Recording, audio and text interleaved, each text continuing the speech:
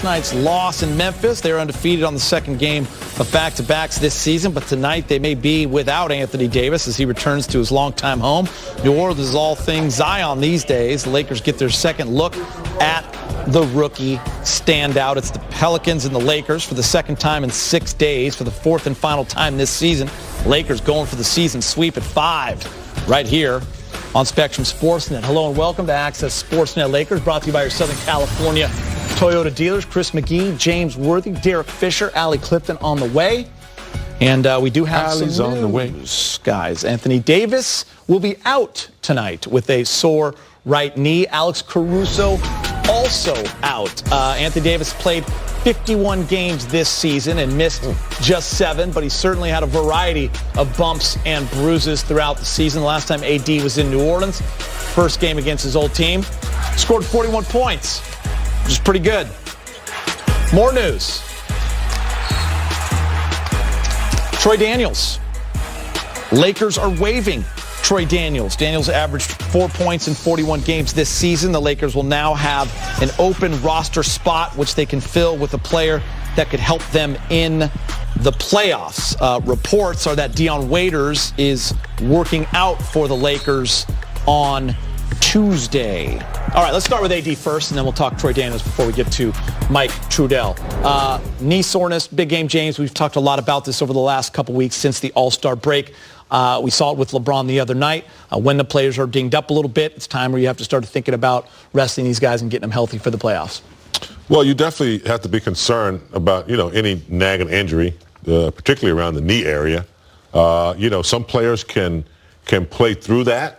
Others, cannot. And I think, that's something that the player has to decide along with the trainer. So if they've decided that, he can't do what he normally does without any hesitation or any reluctance, then, hey, don't play him. You don't want to mess around now. We're after the All-Star break, 25 or so less games.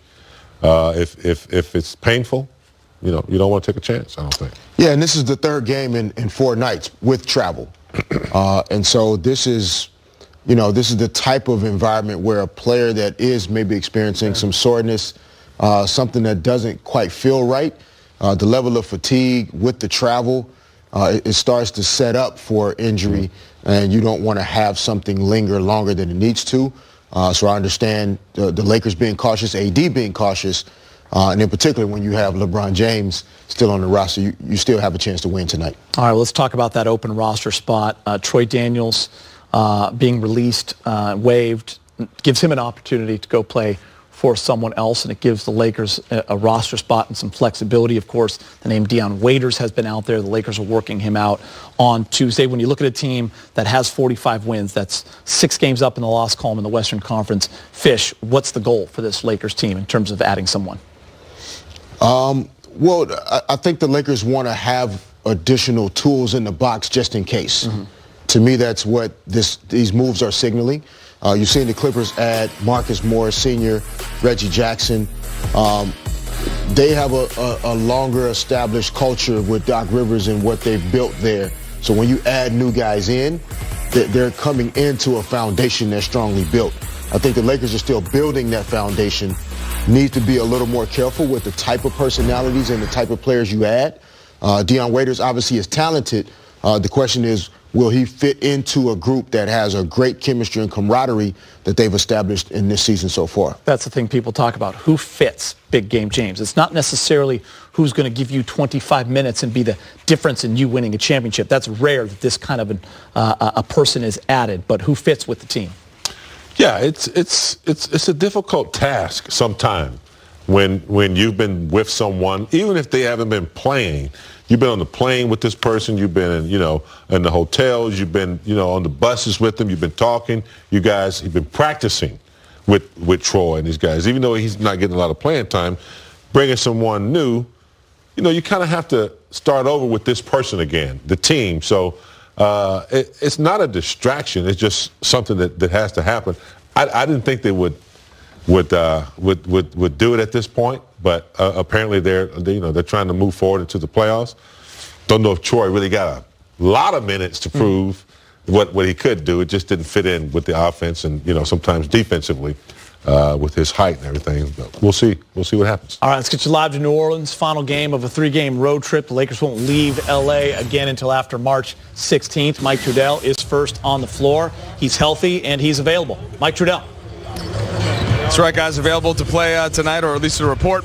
And Anthony Davis was a bit of a question mark coming in. Remember, guys, he went out of the game and stretched the knee in the back. We didn't know at the time for sure that it was the knee, and he neglected to say so afterwards, because he has had a couple of things bothering him of late, but only ended up playing 25 minutes, and so therefore they wanted to see how he felt at the arena tonight, and not quite ready to go. So you will see a different lineup. Frank Vogel didn't reveal it just yet, but in the past, Kuzma has slid into that spot and played pretty well. So we'll see if Kuz comes in to go against his former teammates in Lonzo and Ingram, as well as Josh Hart. Now, as for the Pelicans, the one thing that was different about them the last time the Lakers saw them, well, Zion Williamson, of course, made his debut, and so that's where we started with Frank Vogel a couple moments ago.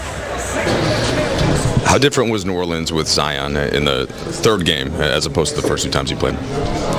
Well, he's a dynamic player, so he definitely changes them. An elite basket attacker, very difficult to defend, and even when you play good defense, he finds a way to put the ball in a hole. So, it gives them another really dynamic weapon and really completes them.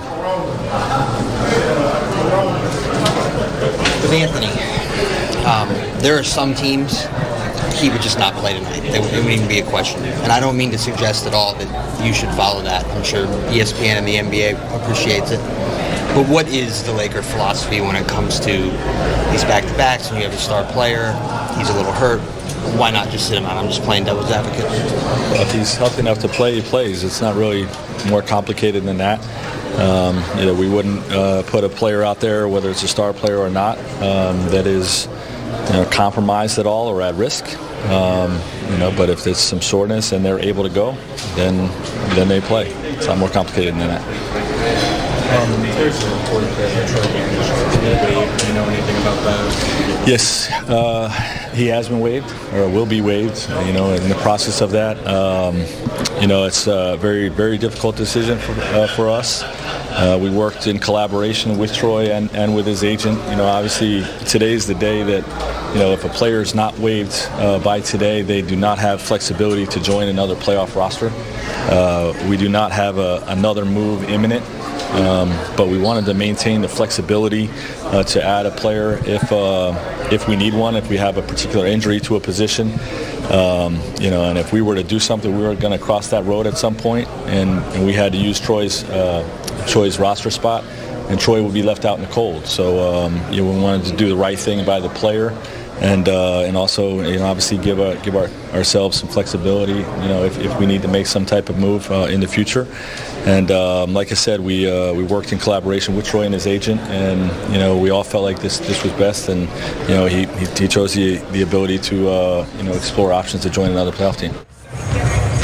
All right, so we'll see what the Lakers end up doing with that roster spot. And I know that when somebody leaves, you end up saying nice things about them almost regardless. But in this case, it is really true. Troy Daniels was very well liked in the locker room, was excellent to be around, whether he played a couple of minutes, whether he actually got some extended action, which didn't happen too often. And that's just because the Lakers pretty deep in that spot. Had 5 to 6 guards that were getting regular minutes ahead of him. And so therefore, they want to keep the flexibility. And hopefully Troy can find another team where he can join a playoff push. And ideally, it could work out for both teams in that context, guys. Yeah, well said, Mike. Appreciate that. And that's the tough part of the business right there. Troy, a very well-liked guy. Good report there from Mike Trudell. We'll hear from him later in the show. So yesterday, the Lakers played the 8th seed in the West. Tonight, they play the 9th seed. Chances are they're going to see one of these guys in the first round. I keep throwing in the Portland Trail Blazers because you can't forget Dame time. They're right there as well. San Antonio, Sacramento, all in the hunt. The Pelicans, 2.5 games behind the Grizzlies currently. Which team do you think is the better matchup for the Lakers? I know what the most exciting matchup is, but the question is the better matchup. Who's no threat at all, Big Game? Between the Grizzlies or the Pelicans? Yeah. Give me the Grizz, and it'll be in 4, and it'll be quick. It's not even close. My opinion. Pelicans, that scared me a little bit. Well, it'd be exciting, right? It'd be exciting. Yeah, but I think they could take the Pelicans in a 7-game series. So, yeah. I mean, you got a lot of guys that've never been to the playoffs before. You know, it's a. I think the Lakers beat the they got Pelicans in 5. Zion, they got Ingram, who's an all-star. Lonzo, can play well at times. Collins, so they're an exciting team with an open floor. Yeah. And if you mess around and lose a game and give them, I don't know, it's just a tough one, man. What do you think, Fish? So Memphis is probably a better matchup. Let's go to the coach. Better matchup in terms of easier. I would say. Yeah. Fish, light work of both. Let's go to the coach. See what the coach thinks. Better matchup in terms of easier? Yeah. Yes, the Pelicans, in my opinion. Pelicans are easier than Memphis? Yes. Yeah, no doubt about it. That's what I was saying. In 7 games, you think Memphis would be tougher? Yes. Why? Ja Morant is a all-star level player. I know. Brandon Ingram made the all-star team.